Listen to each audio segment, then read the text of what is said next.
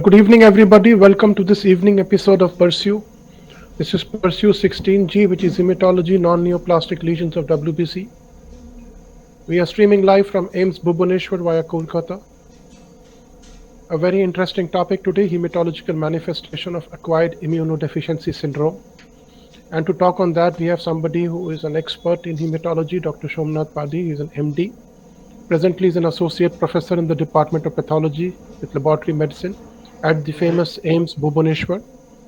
He's got a post-MD teaching experience of more than 15 years and has been the life member of Indian Association of Hematology and Blood Transfusion, Indian Association of Pathology and Microbiology, and the famous Indian Myeloma Academic Group. His areas of interest are hematopathology and lymphoreticular pathology, pathology of the bone marrow, plasma cell myeloma, hemophagocytic lymphohistiocytic syndromes, and leukemic cytogenetics. He's got more than 50 publications in national and international index journals, and he has been an author of 3 book chapters. Before I ask Dr. Somanath Padhi to start, let me request all of you to keep your mic muted, your camera off, and please don't share your screen. We are live on YouTube and we are good to go. Sir, please share your screen. Let's start. Thank you so much.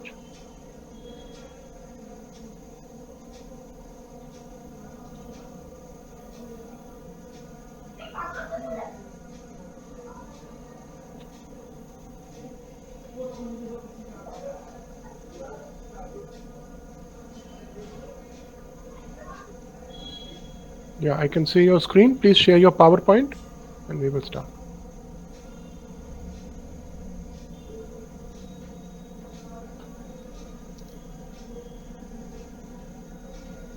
Am I seen now, sir? Yeah, just make it full screen and press that hide. Yeah, please make it full screen. Yeah. Yes. Yeah, perfectly fine, sir. Perfectly fine. Please start. Thank you. Good evening, everyone. First of all, let me extend my heartfelt thanks to the team Pursue, especially Professor Dr. Nadeem, for these wonderful opportunities, and my department colleagues, as well as my colleagues from my previous institute of Pondicherry Institute of Medical Sciences, where I have gone through this topic as well as seen some cases where that when I actually developed some interest. And thank you so much, sir, everyone, and my teachers. So today I'm going to speak on hematological manifestation of acquired immunodeficiency syndrome, and I will be speaking on this topic on diverse aspects over a period of 45 to 1 minutes to 1 hour maximum.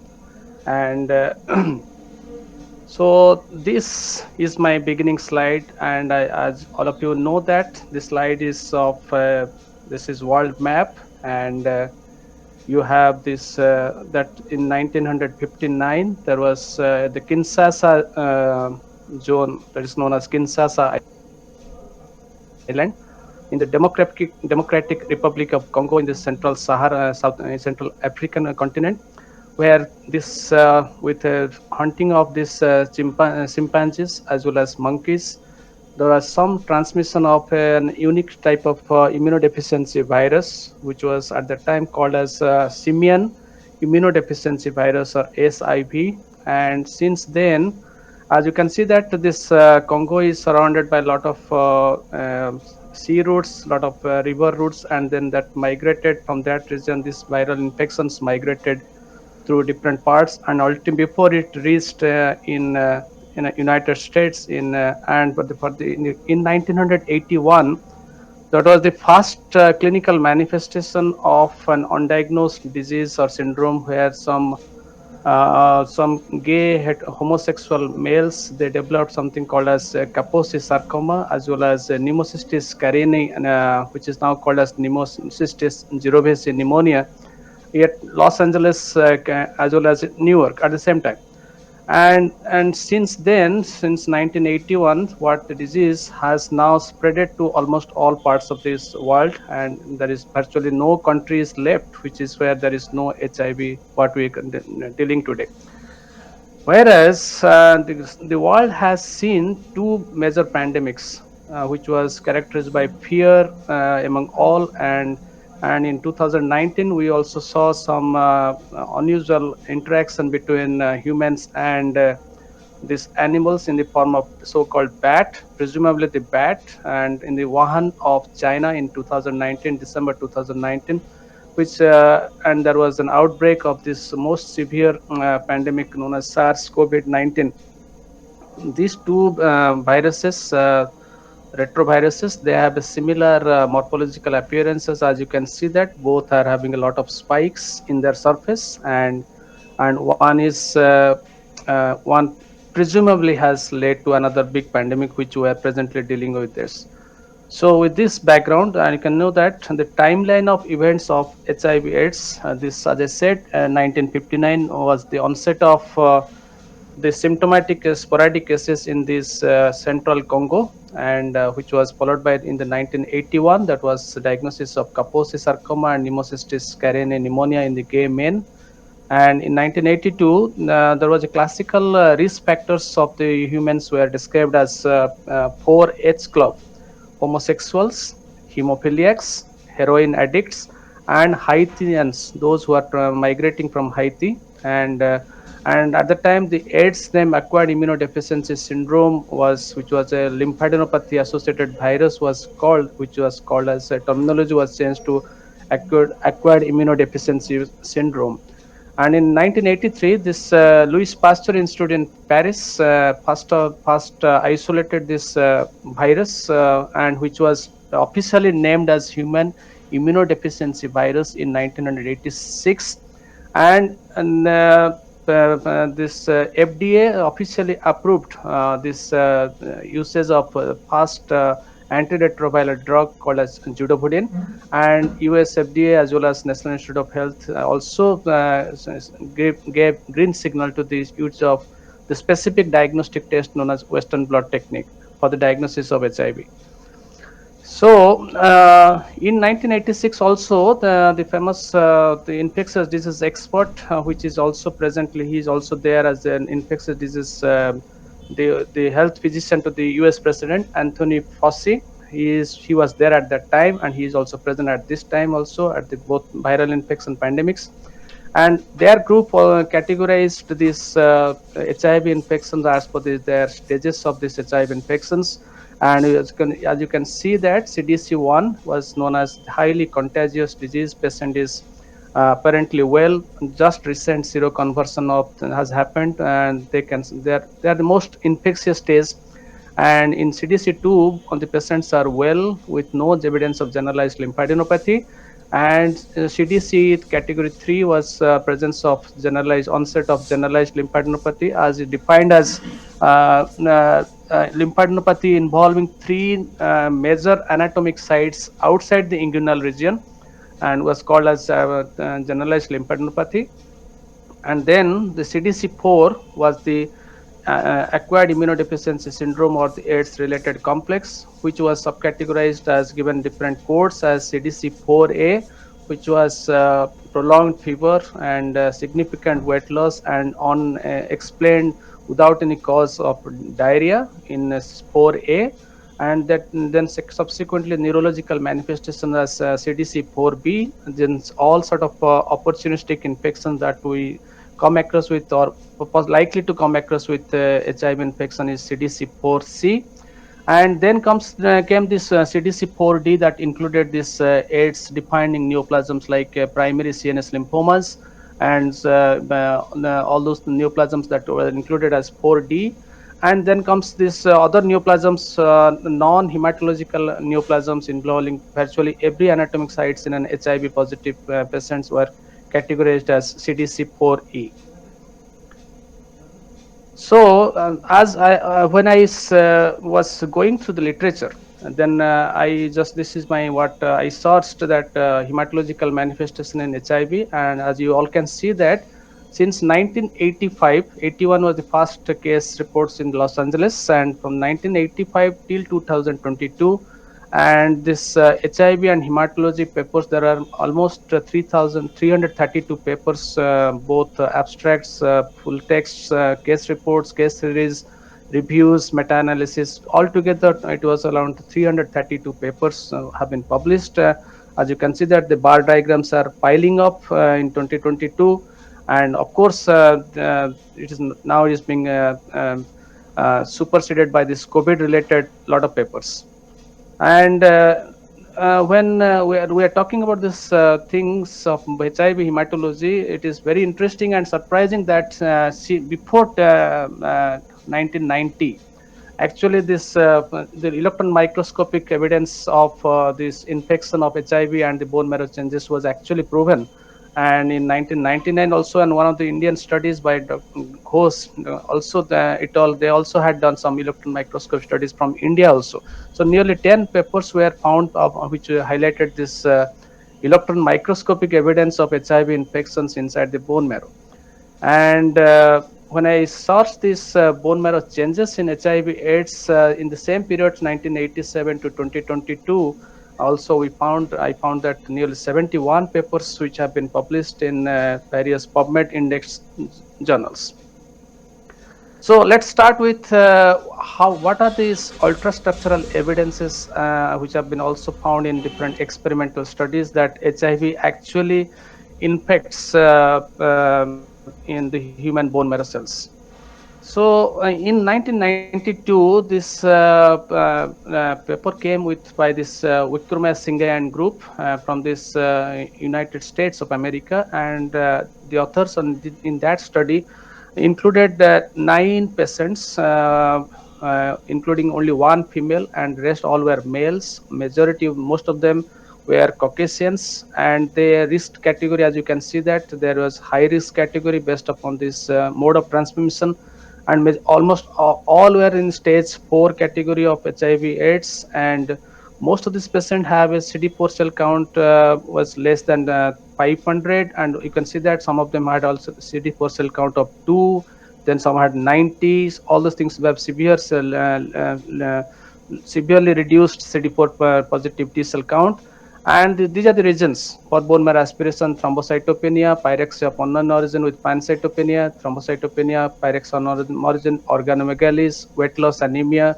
So the evaluation of cytopenias and pyrexia of unknown origin were the main indications of their bone marrow examination in these type of patients. And so this is what the ultrastructural evidence that was found, and these authors, they correlated at that time with this light microscopic evidence of this bone marrow, both in bone marrow aspiration and trephine biopsy morphology.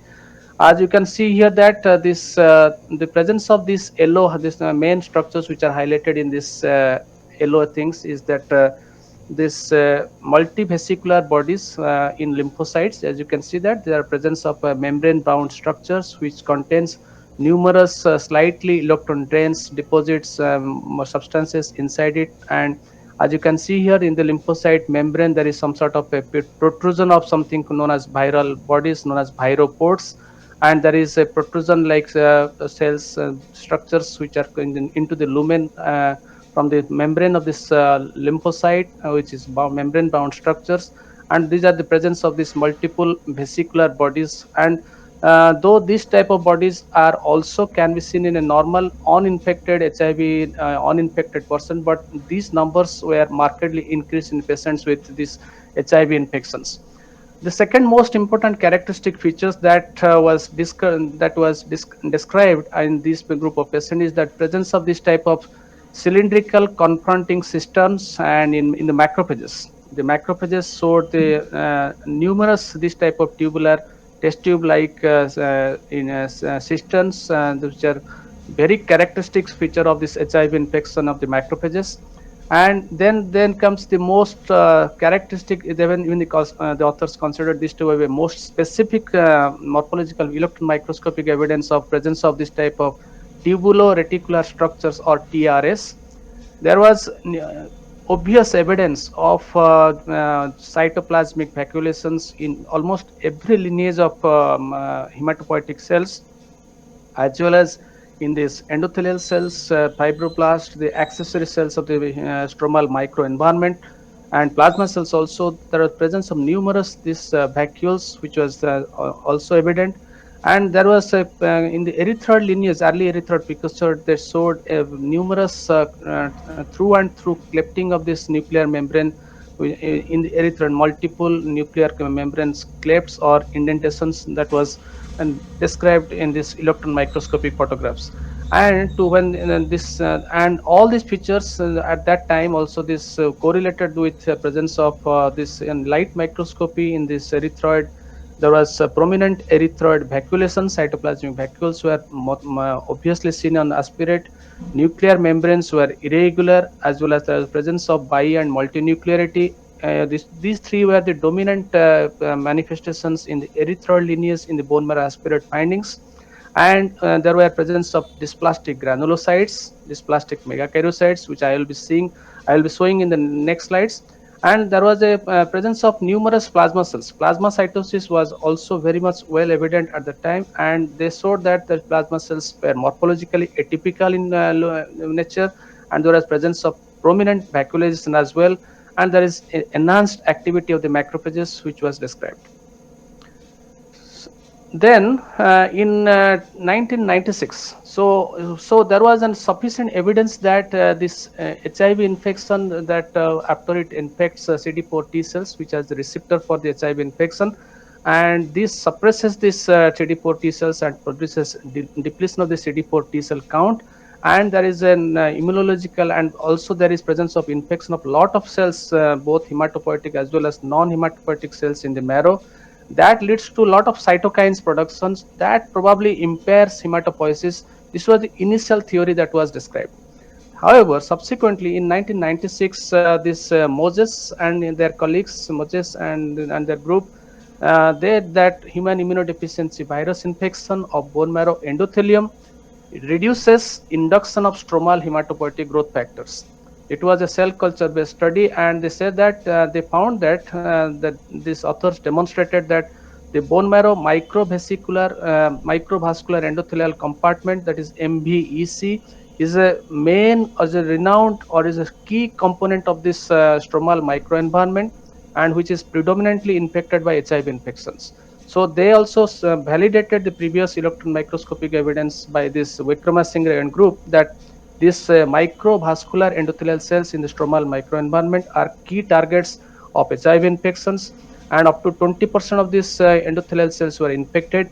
And when they found that these HIV infected stromal cultures, when they were enriched with HIV's infections, they also express normal level of interleukin 4, interleukin 6, GCSF, and granulocyte monocyte colony-stimulating factor, tumor necrosis factor alpha, TGF beta, and all the factors. However, when these cultured cells, endothelial cells, were subjected to interleukin 1 therapy or treatment, they did not show, or there was a reduction in the release of these some important cytokines like interleukin 6 and granulocyte monocyte colony stimulating factor, which was reduced in these cultures in response to interleukin 1 alpha stimulation.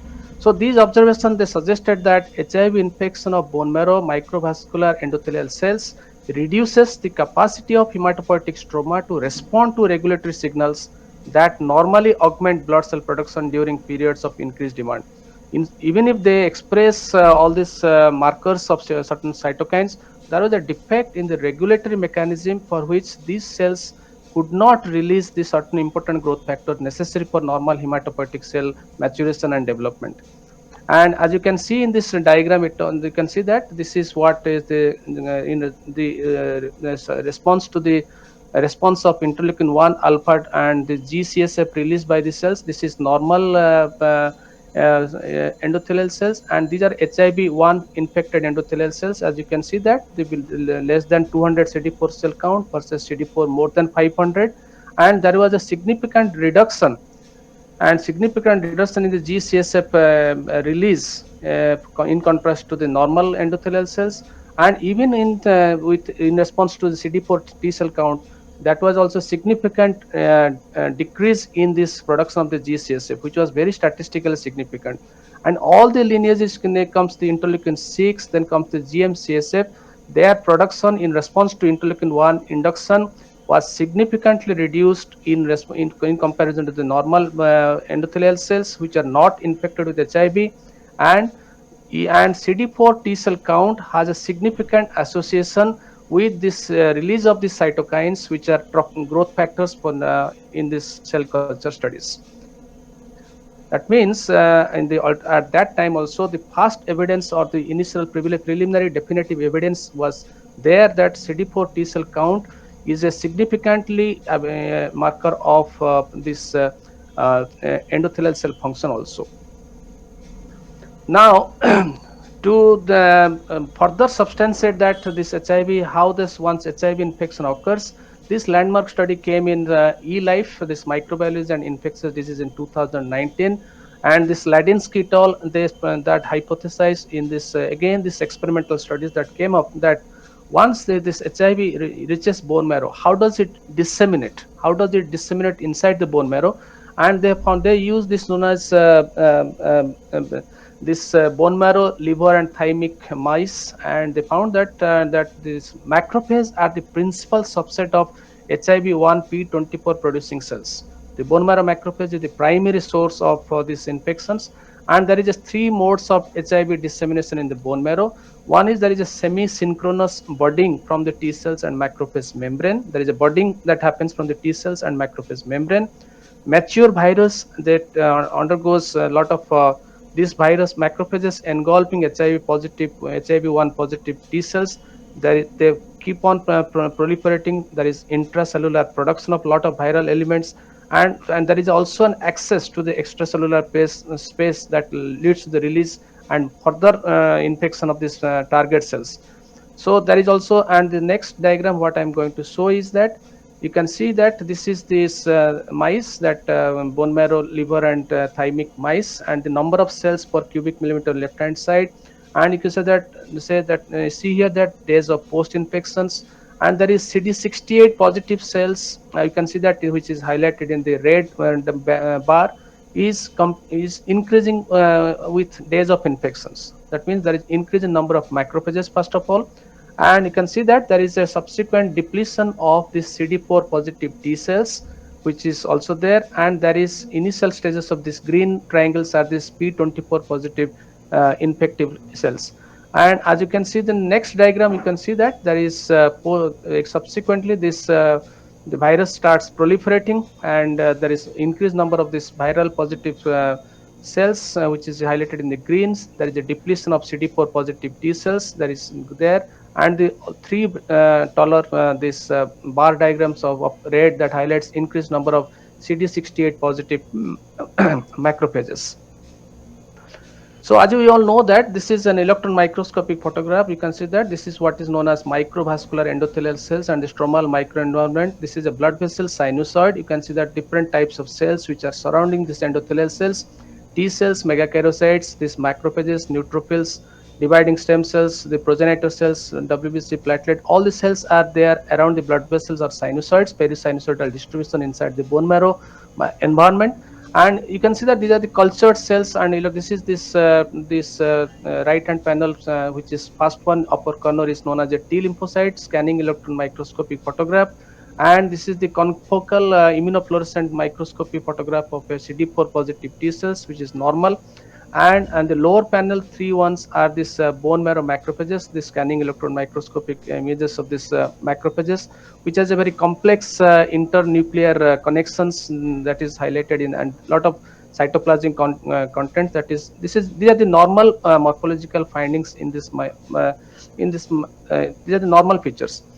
Now, what happens in this, the first hand, this is A and B, you can see here that in an HIV infection, when HIV infects the T cell, there is what is happening is that you can see that this is fluorescent, there is a something called as, there is a membrane protrusion of this HIV-1 bud, and there is a very significantly reduced amount of cytoplasm between the plasma membrane and the nuclear envelope, and there is a release of this budding is happening and this infected T cells. And in the C and D is showing that there is an infected macrophages, that is also showing one macrophage membrane is also giving rise to numerous budding of this HIV positive cells, which is also highlighted by this fluorescent dyes. And then comes, this is yours the cells which are once there is there, and there is lot of in the lower panel, as you can see that there is presence of synapses is being formed, and the right lower panel you can see that this is an macrophage which is a donor cell which is releasing a lot of HIV-1 bursts, which is highlighted in this yellow dots at the site of synapse, where it is synapsing with the target cell, and there is a migration of this HIV positive bursts inside the extracellular space, and that same macrophage is also helping this infective forms to again attack and attach to the target cell population.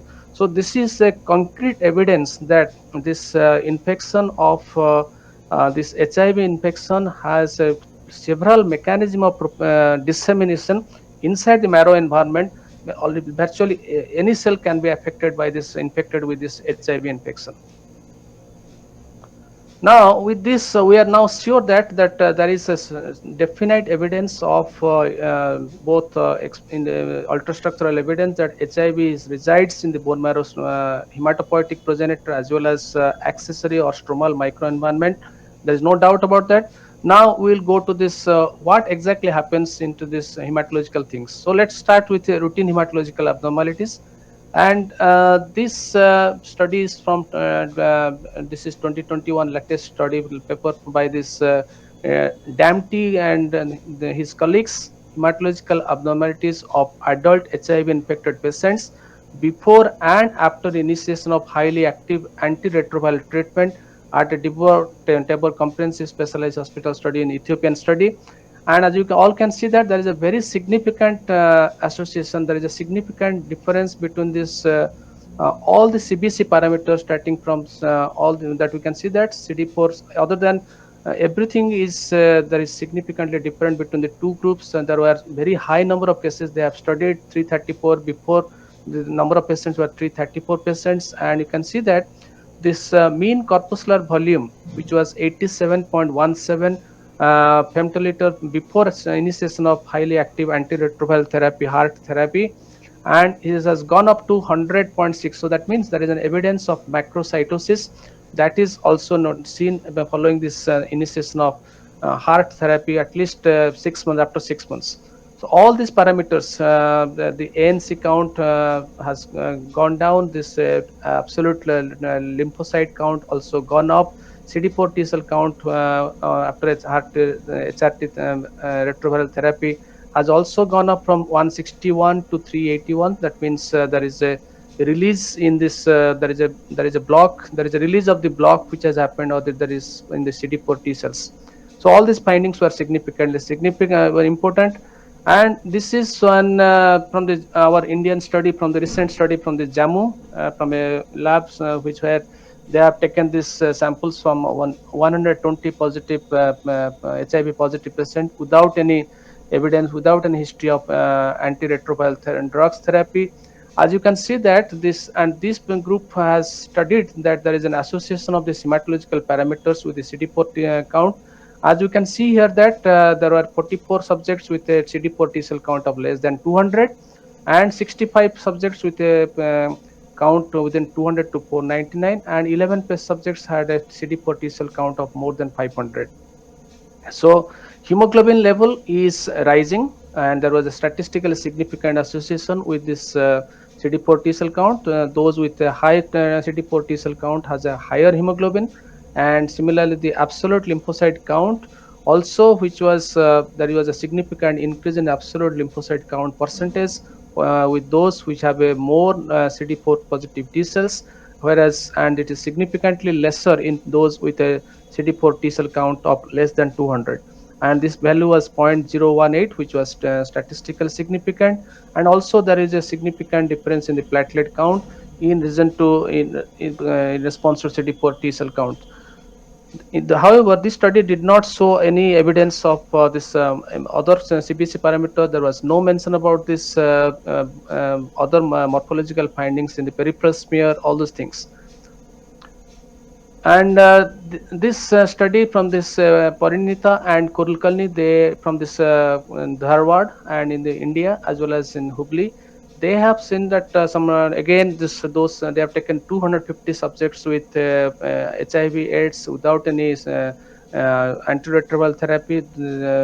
Those rather they have excluded those group of things. They wanted to study this effect of this HIV and hematology per se without any impact of this antiretroviral therapy. 200, and anemia was seen almost in 84% of cases, and this was mostly normocytic normochromic in 44%. Even there was evidence of microcytosis hypochromic anemia as well. Lymphopenia was seen in 65.2%, and 18% had thrombocytopenia at presentation. And when the CD4 cell count was less than 200 cell per count, anemia, the prevalence of anemia was seen in 91.4%, and leukopenia was in 6.8%, whereas lymphopenia and thrombocytopenia in 21.7%. So almost all studies till date which have been done on HIV positive patients and on the hematological routine hematological aspects of HIV hematology, they have found this nearly similar prevalence of anemias, leukopenia, as well as lymphopenia and thrombocytopenia, which is also described in most of the Indian studies as well. Now, since we all know that HIV is the cause of depletion of CD4 positive T cells, because that is the primary target, so it is expected. So this to prove that this investigation in that shows that in that immunophenotypic analysis, they have studied the immunophenotypic analysis of CD34 positive cell subset in bone marrow from HIV infected patients during highly active antiretroviral therapy. So what they did that they took 12 HIV positive and 28 HIV negative control subjects, and both peripheral blood and bone marrow aspirate samples were subjected for flow cytometry using CD34 positive CD34 monoclonal antibody, and they studied the percentage of this. They analyzed this flow cytometric expression of CD34 before antiretroviral therapy at 4 weeks, as well as 26 weeks after the initiation of therapy. So what they found was that before heart therapy was started, there was an increased CD34 positive cells. That means there was more number of progenitor cells which expressed both T and B cell markers. So that was CD34 positive progenitor cells that also were found to have a more expression of T cell markers and B cell markers both. And there was the proportion of CD34 positive cells with myeloid associated marker expression was less. Whereas once the heart therapy was started, so as expected, there was a proof that there was increased number of peripheral T cells and granulocyte. So that means the T cell population started increasing along with the TLC count, and the ANC also started increasing in the peripheral blood. There was a decrease CD34 positive cells that expressing T cell markers. That means which was more. Now the same population has decreased, and there is a decrease in serum IgG levels, and there is also a slight decrease in CD34 positive cells expressing B cell markers, and there was a significant increase in CD34 positive cells expressing myeloid associated markers. So this study proved that HIV causes blockage of T cell blockage, T cell depletion. There is a lack of differentiation of the T cells from progenitors to the mature T cell phenotype, and there is as a result of that, there is an accumulation of these T cell positive progenitors inside the bone marrow. However, once heart therapy, antiretroviral therapy starts, this block is released, and that leads to, or this heart therapy this inhibits this blockage, and this blockage of differentiation pathway of the T cell progenitors into a mature T cells, CD40 positive T cells. That's why in that way, this also discovery that this study proved that highly active antiretroviral therapy is very much useful in immune reconstitution in the subjects with HIV/AIDS. Now, with this, we will just now move towards known as bone marrow morphological approach. These are some of the cases which we have seen over the years in my previous institute at Pondicherry Institute of Medical Sciences, as well as at All India Institute of Medical Sciences, Bhubaneswar. Nearly 15 cases of HIV positive marrows we have done in both institutes. Many times nowadays this institutional protocol have changed. That's why we are not getting those cases of HIV positive marrows as often. And so I have just selected some of these cases, what we see that. Now, before I start these things, what are the diagnostic indications? What are the situations where this marrow examination in a HIV seropositive patient is needed? or it is indicated.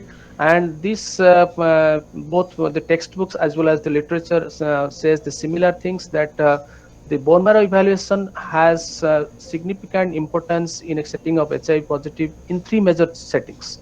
Number one is, the first and foremost is evaluation of unexplained pyrexia, or there is no localizing signs of pyrexia, but there is patient present with pyrexia of unknown origin, the typical description of pyrexia of unknown origin. So so in this setting, that is the primary indication of doing a bone marrow sampling is for a microbiological culture of different types of microbiological cultures. That is the main purpose of doing a marrow at this setting.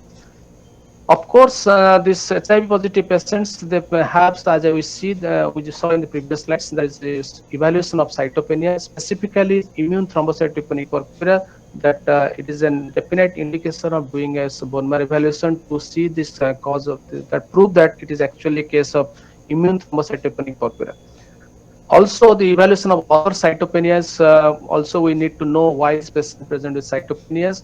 And of course, these patients are at risk of development of lymphomas known as AIDS related lymphomas.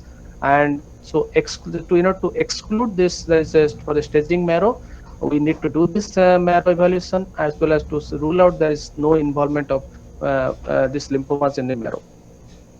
Now, let us start with this case, that this is a 35-year-old HIV seropositive male who was not on highly active antiretroviral therapies, and who presented with fatigue and purpuric rashes. There was no organomegaly or lymphadenopathy. And CBC findings showed anemia. There is a MCB of 90 femtoliter, TLC 7,000, ANC is 2,245, platelet is for 50,000 per cubic millimeter things, and CD4 T cell count was not there was more than 500, and reticulocyte count corrected was 1%. There was no biochemical abnormalities of B12 ferritin. Everything was in the normal limit, and patient blood and urine culture, there was no growth. So in this type of cases, there was, so basically this patient had a bicytopenia at presentation, and HIV seropositive. So what is the cause? That's why the patient was subjected for a bone marrow examination.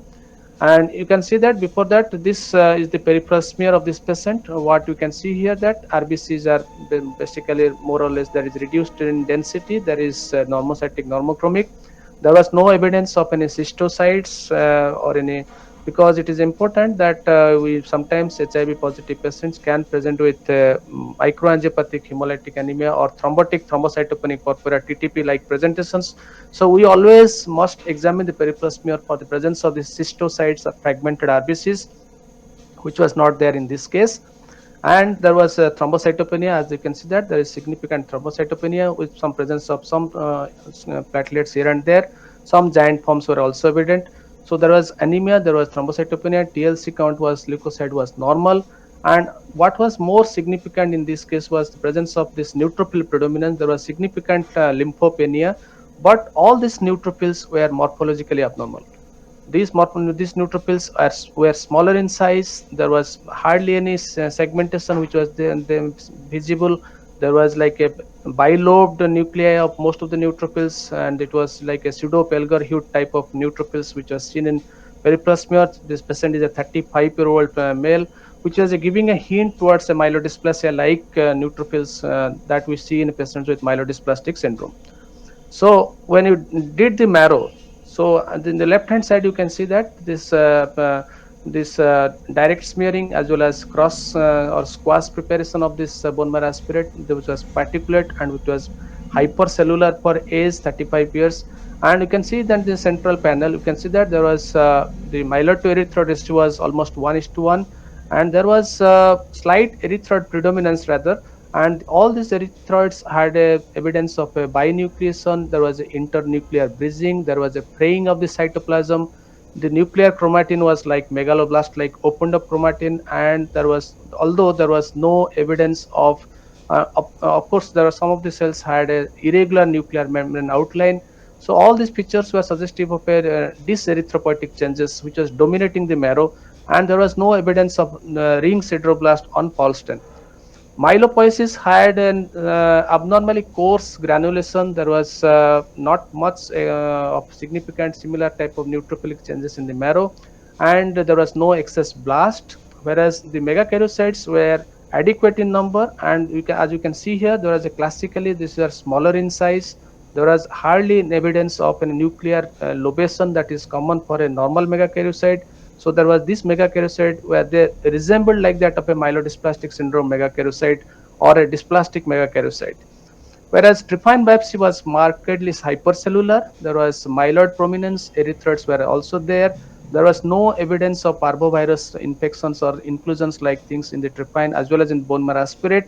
And there was presence of this slightly dysplastic megakaryocyte which were clustered, and there was with a hypolobation, nuclear hypolobation, and on reticulin that stain that showed grade 1 to 2 fibrosis. So there was no evidence of any infections or any other specific related changes, and the culture of this bone marrow aspirate did not yield any growth. And so this that was called as HIV associated myelodysplasia like changes, which is very commonly seen in patients with HIV, and that is the cause of cytopenia in the peripheral blood. So while it is always when we use the word dysplasia, it is also very much always we must always remember that it is the HIV infections, the autoimmune disease like SLE, and last but not the least to forget a chronic binge alcoholics. So when we examine these patients, these morphological findings in the bone marrow aspirate and biopsy are so abnormal, so atypical that can masquerade like myelodysplasia like changes. So which is very common. And in the right hand side, you can see we all know that these are the different morphological features of Dysplasias. That article, this classic article by this Raznoldi et al. At in the Annals of Hematology 2005, you can see that this small megakaryocyte, hypo round megakaryocyte, pawn ball megakaryocytes, which is classically described in the myelodysplastic syndrome. In the central panel, you can see that this is nuclear lobulation, multiple nuclei, presence of ring sideroblast or macrocytosis, and this presence of the top the dysgranulopoiesis in the form of pseudopelgorute type of neutrophils, hypogranulation, hypergranulations, and no segmentation of the nuclei. All these features which are characteristic in the presence of a cytogenetic abnormality, we call them as myelodysplastic syndrome. But these three entities, anything can cause this type of changes, but these entities like HIV, one is SLE, another one is alcoholics, they also can have frequent this type of findings which can create confusion that of and mimic like myelodysplasia. So this is called as myelodysplasia like marrow changes in a patient associated with HIV. The second case, this is a 35-year-old female with a clinical diagnosis of prolonged fever or fever of unknown origin. There was no localized evidence of infections. She was found to be retroviral positive with CD40 count of 400. Bone marrow aspirate was nice, particulate, and it was called as a reactive marrow. No evidence of any dysplasia like in the previous cases. The culture was negative. There was no evidence of infections with the available special stains for the microorganisms. However, when the tryptophan biopsy came, the tryptophan biopsy was very classical. We always, when the clinicians will be very happy to see that when you tell as a pathologist, we will tell them that yes, then there was no cause of pyrexia, radiology, nothing was revealing. But the bone marrow tryptophan, they always ask in the last resort for the evaluation of pyrexia. And in this particular case, there was a well-formed epithelioid granulomas which was present with presence of Langhans type of giant cells, and there was patchy caseous necrosis. But we also did not find any AB in the but morphologically it was caseating epithelioid granulomatous inflammation, which was more in favor of a mycobacterial etiology. Patient was treated with ATT and she had hot pyrexia subsided. This 35-year-old female retroviral positive with clinical diagnosis of prolonged fever, and there was significant generalized lymphadenopathy. There was no evidence of infection, and this patient presented with severe pancytopenia. And this I forgot to mention in this CD4 count was in this case was 150, and patient had pancytopenia. And when the marrow aspirate was done, when bone marrow aspirate was aparticulate, which was non-contributory. But when the biopsy was taken, the tryptophan biopsy sections came that shows extensive myelonecrosis. So that proved that this case had this extensive HIV positive significant generalized lymphadenopathy and pancytopenia. The cause was actually the extensive myelonecrosis, and but we were not sure what is the cause of this myelonecrosis. Then This case actually was actually this by Professor Dr. Devadatta Basu from Jipmar Pondicherry. He has contributed, and when they came back and saw this again, they reviewed the bone marrow aspirate smear. This necrotic background, they had this type of negative staining rod-like images, which was probably missed initially, and when they did this AB Jill Nielsen stain, that this case was, these smears were loaded with acid fast bacilli. That means and they were highlighted that this was a case of extensive or disseminated mycobacterium tuberculosis with extensive necrosis that is the cause of pancytopenia. This is a 50-year-old male retroviral positive with prolonged fever, cough with expectoration, severe weight loss, and chest X-ray showed miliary shadows, which was suggestive of tuberculosis. However, patient presented with worsening pancytopenia with a hemoglobin of 3, TLC count of 2,500, platelet of 33,000. That means pancytopenia. And bone marrow evaluation was subjected done for evaluation of pancytopenia and pyrexia. However, the bone marrow aspirate was very difficult and it was apaticulate. So when we did this bone marrow aspirate, it was difficult and apaticulate. So this was the bone marrow aspirate, which was very scant fluid like. There was absolutely nothing, but only few areas this type of amorphous granular, this magenta color, this some matrix which was present here and there. There was no hematopoietic elements, no evidence suggestive of this any focal lesions, anything. Tryptophan biopsy was markedly hypocellular. There was extensive, there was loss of fat, there was total atrophy of the fat, and this marrow was filled with this type of some mixed appearing areas which was confused with edema, or possibly that raised a suspicion of a gelatinous transformation. So we did this Alcian blue pH at 2.5, and that showed the presence of this bluish color, this hyaluronidase acid, which was the classical of the gelatinous transformation of marrow. And this patient, when we again asked the history of this patient, the residents told that there was a significant patient was highly cachectic, and he was critical, he was ill, and that possibly also corroborated this marrow appearance. That is the cause of. And in this case, the accumulation of this hyaluronidase and this all this acid mucopolysaccharides, they are very toxic to the hematopoiesis. And there is no, this is nothing absolutely not related to HIV. This is just an associated complication of HIV or any debilitating disease that produces a significant weight loss, which was seen in this particular case. So then this was this paper we reviewed, that that was time there was from the same in the Jipmar Pondicherry, this Shriya Das and Dr. Pritinanda Mishra, Rakhi Kaur, and Devadatta Basu. They described this some gelatinous marrow transformation like changes in 11 cases, and of which and HIV positive was seen in 5 cases, and of which 2 cases had coexistent disseminated tuberculosis, one had Hodgkin lymphoma. So that they had different causes of gelatinous marrow transformation, which is not uncommon, and we should also be very much aware of these entities. This 29-year-old male, retroviral positive with prolonged fever, cough with expectoration, was admitted to the ICU. There was no localized evidence of infection, past history of tuberculosis, which was irregularly treated outside, and there was he had a features of sepsis with multiple organ dysfunction and severe pancytopenia. There was no blood culture available report of any growth, and there was severe pancytopenia and fever, and this bone marrow aspirate was scant, particulate, and it was difficult. So when we saw the aspirate in this side, you can see that there was a suppressed, there was a hypocellular bone marrow aspirate, and there was a suppressed trilineage hematopoiesis. There was no blast or no organisms, but there was, what was more characteristic of this was there was presence of this accumulated. When there are numerous histiocytic cells, reticuloendothelial cells, macrophage-like cells, which was numerous in there. And on closer look, they also had evidence of increased iron, as well as evidence of a focal hemophagocytosis. And on tryptophan, there was again seeds of these foamy histiocytes, non-epithelioid, non-granulomatous, no organisms, nothing, but there was no necrosis, no fibrosis, but the seeds of histiocyte engulfing the cells. So all these pictures, and when they, and we did, because of the histiocytes, a lot of histiocytes, AAP was done, which was negative, and then we asked for the ferritin, which was elevated more than 2000. triglyceride was 320, there was rest, SGOT, SGPT, and all these pictures along with this clinical background in a setting of HIV positivity.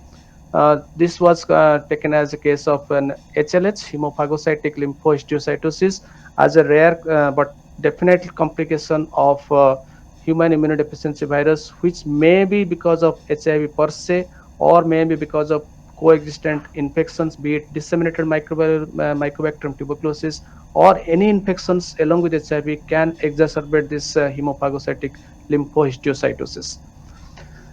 So when I was searching the literature about this entity recently, then I found this interesting article that in 20 it came in this Frontiers group of journals, that in 2020 recent article that hemophagocytic lymphohistiocytosis during HIV infection in when it is there, we must first think the presence of histoplasmosis. That means the most frequent etiology of HLH was associated infections, and that there was a confirmed histopathological diagnosis of histopathology. Histoplasmosis was seen in 10 out of 14 cases, and it was suspected in another 2 cases. And in all cases, CD4 count was below 200. HIV, there was a high viral load, and all patients when were subjected to liposomal amphotericin B, and that was outcome was excellent in 12 out of 14 cases, and in 10 out of 12 cases involving histoplasmosis. So case fatality was only in 2 cases who had a fatal, and that means whenever we have a diagnosis of HLH in a setting of HIV, we must rule out all associated infections, specifically histoplasmosis. So this is just the summary of whatever the bone marrow changes that has been described in literature. This is from the Hobbrand's Hematology 5th edition 2005. And the marrow changes, characteristic of marrow changes, dysplasia is seen in 70% of cases in the marrow, and of which 60% cases show erythrodysplasia, 30% cases show granulocytic dysplasia, and 40% show megakaryocytic dysplasia. Cellularity, as has been reported in the literature, is most of the times marrow cell is hypercellular in more than 50% of cases. It can be hypocellular in up to 20% of cases. There is a chance of increased reticulin fibrosis in up to 50% of cases, and for which aspiration in HIV seropositive patients may be difficult to obtain.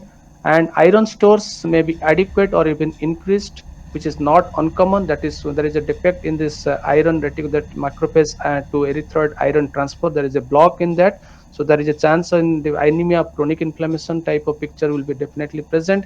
So Paul stain is essential in all cases of HIV positive patients evaluated for any cytopenias. There is increased evidence of histiocytes, and which may show evidence of hemophagocytosis, which always needs to be taken into consideration. Plasmacytosis is a very common finding, which may show presence of atypical plasma cells. All opportunistic infections are always to be looked for: Mycobacterium tuberculosis, atypical mycobacteria, histoplasma, leishmania, cryptococcus, pneumocystis, to name some few. Any infection can be there, but these are the common things that which always look for. Granulomas are common, but usually of cryptococcal or mycobacterium tuberculosis. Indian context, we always should look that for mycobacterium tuberculosis. But any infection, that the list of granulomas in marrow is can whatever may be the granulomas condition causes, that has to be evaluated. Lymphoid aggregates are very common in marrow's trephines of patients with HIV/AIDS, and of course, is the AIDS-related lymphoma. 20% of patients with AIDS-related lymphoma have marrow involvement. So all these things summarizes the bone marrow changes in a patient with HIV/AIDS. Now coming to this AIDS-related lymphoma or ARL, this in contrast to this, this is the recent data suggests that there is a very significant incident, the rise in incidence of this lymphomas compared to general population among all HIV or AIDS patients. In contrast to this general population, lot of population-based studies, many cancer-based, registry-based studies have found that there is a nearly 100 to 200 chance of risk of development of a lymphomatous malignancies in HIV positive or AIDS patients in comparison to this normal healthy general population. And majority of this hematolymphoid malignancies are actually non-Hodgkin's lymphoma, which is more than 50% cases is actually non-Hodgkin's lymphoma, and among which immunoblastic and diffuse large B-cell lymphoma is more common, followed by this Burkitt morphology of nearly 25% of all systemic NHLs are Burkitt. Plasma blastic lymphoma occurs in up to 5% cases with HIV positive patients. But nowadays also, and they are more commonly often head and neck origin, but nowadays also we see a lot of cases of plasmablastic lymphomas even in immunocompetent individuals. Hodgkin lymphoma incidence in comparison to the normal HIV negative individuals, also significantly there is a high risk of development of Hodgkin lymphomas. More commonly of mixed cellularity as well as lymphocyte depleted phenotype are commonly seen among Hodgkin phenotypes. Primary CNS lymphoma, up to 15% cases in an HIV positive patient, is an AIDS related defining diagnosis, primary CNS lymphomas, as well as primary effusion or body cavity lymphomas, which are seen in up to 6% of cases of things. So what is the exact mechanism that is postulated is that, as you know, that this HIV depletes the CD4 positive T cells, and we all know that CD4 positive T cells are the master regulator of the immune system. They regulate the proliferation and production of this B lymphocytes by means of both autocrine as well as paracrine functions. So once there is a depletion of CD4 positive T cells, there is increased proliferation of B lymphocytes, because the proliferation of B lymphocytes, they remain unchecked. So what happens initially, there is increase this B lymphocyte proliferations are polyclonal, and that produces a polyclonal hypergamma and in the setting of this B cell proliferation, there is a infection. B cells has a receptor for infectious mononucleosis EBV Epstein-Barr virus, as well as there is also reports that other infections like hepatitis B virus, hepatitis C virus, and human T cell lymphotropic virus HTLV can also play a role for this. And there is an increasing evidence that it is the BCL6 overexpression that is seen in up to 70% of cases of this non-Hodgkin's lymphomas, and nearly 100% cases of this lymphomas, they express MIK gene rearrangement. All these things leads to this conversion of this polyclonal B cell proliferation to a monoclonal cell proliferation, that is what is known as a B cell lymphomas. So there have been some prognostic parameters of these things. Major adverse prognostic parameters in AIDS related lymphoma is there is a prior AIDS diagnosis, which is a major adverse prognosis factor. That means a person who is not diagnosed as AIDS is probably will do better. So once there is a diagnosis of prior diagnosis that it is AIDS, that has a adverse prognostic outcome. CD4 T cell count less than 100 is an adverse prognostic parameter.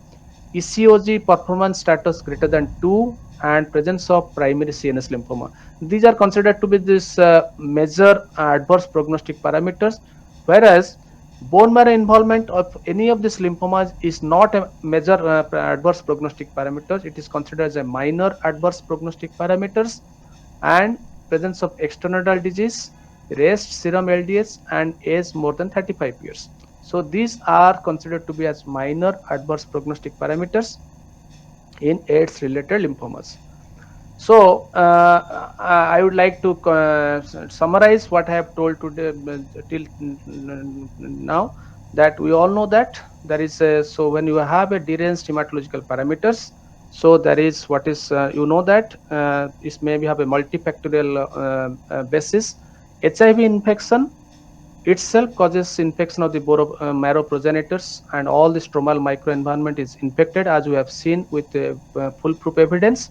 And that is the main thing, that HIV directly infects the progenitor cells, that causes cytopenias. HIV is a state of immunosuppression, and immunosuppression, as I discussed just now, is a risk factor for development of neoplasms, that is lymphomas. And lymphomas may produce cytopenias or secondary hematological abnormalities secondary to this marrow involvement of AIDS related lymphomas, or any lymphomas can also have a high propensity of marrow involvement, suppressing the hematotrilinious hematopoiesis. Maybe another reason, these lymph neoplasms, the chemotherapy related cytotoxicities is a significant contributor of development of this hematological derangement. Opportunistic infections are very common in a patient with HIV, and they directly will produce the infection of this marrow, opportunistic infections of all sort of opportunistic infections, as a major cause of cytological abnormalities as well as morphological and numerical abnormalities of this peripheral blood.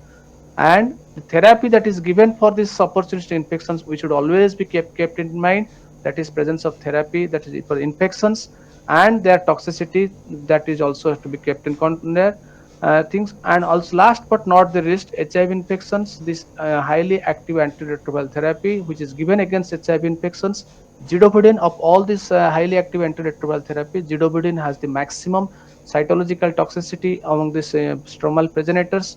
It is said that this zidovudine can cause pure red cell like aplasia like changes in the erythroid progenitors, mimicking parvo B19 infections. And that's why, and also this zidovudine is a cause of B12 malabsorption, that is also is a cause for this presence of these hematological parameters. So this I love reading this textbook, this postgraduate hematology by Hobbrand, Katowski, and Tudenham. This is the 5th edition.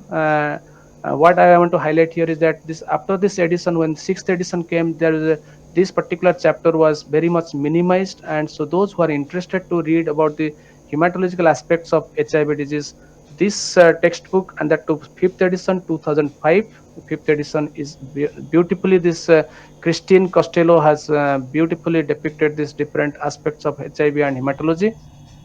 And also these are my further suggested reading, and that zidovudine, this is the recent article in Indian Journal of Pediatrics, zidovudine induced anemia in HIV AIDS. And also this is in the 2021 recent publication in the International Health, that anemia and thrombocytopenia in people living with HIV AIDS, a narrative literature review. So at the outset, so we all must understand that patients of HIV AIDS must never be discriminated while they evaluating for their any sort of evaluation, be it diagnostic approaches. So while we must follow the strict precautions, so that universal precautions while carrying out any hematological or any other lab related test, including invasive procedure like bone marrow, we need to be very careful. Whereas and while evaluating the patients of we must be very much aware of this diverse aspect of HIV, its associated complications as well as opportunistic infections, the drugs, and we must have a proper drugs therapeutic history, so that to give a proper morphological approach to this peripheral smear abnormalities, CBC abnormalities, and the bone marrow abnormalities, which is essential to fulfill this or to answer the queries raised by our clinical colleagues, that why my patient is having all sort of hematological abnormalities. We need to answer to them with meticulous precision and with a proper mathematical morphological approach. Thank you so much, Dr. Nadeem, sir, and all my teachers, my fellow colleagues in my department, as well as my, especially my previous institute at Pondicherry Institute of Medical Sciences, where nearly 7 cases, 6 or 7 cases of HIV. We did marrows and we discussed, we found out a lot of the morphological changes.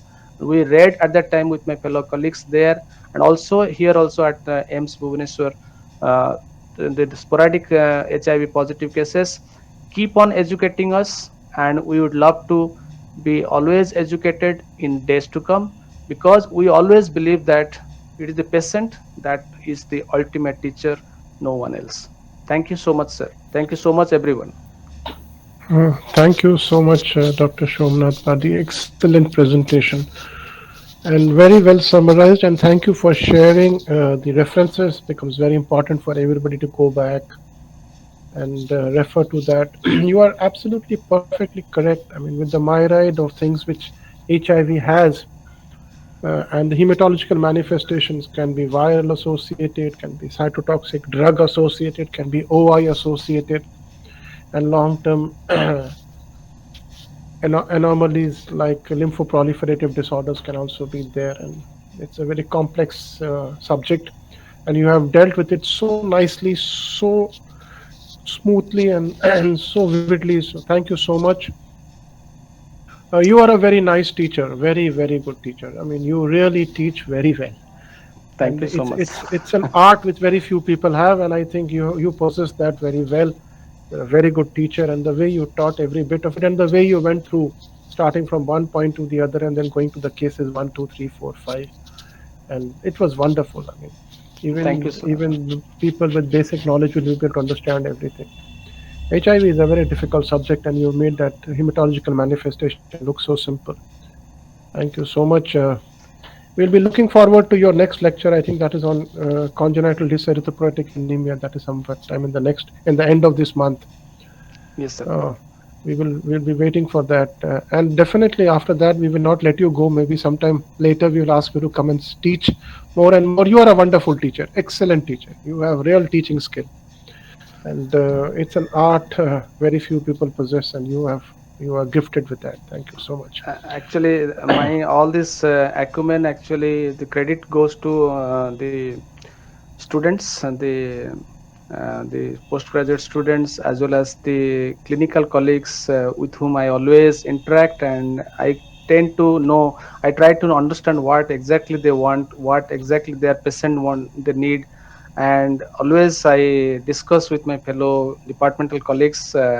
We rag each other. My habit has been to rag each other and to get doubts on table cleared, and which has actually helped me. And I was a very nervous orator when I was in my infantile stages. Thankfully, I have somewhat I'm learning, and it's wonderful listening to your kind words of appreciation, sir. And thank you so much, sir. Thank you. My pleasure. The pleasure is all ours. I mean, I have been going through many lectures, and I can say from the bottom of my heart that you are a wonderful teacher. Thank you so much. It was nice having you here on the platform, sir, and we'll welcome you again. Take care. Good night. Bye bye. God bless you. Thank you, sir. Thank you, sir.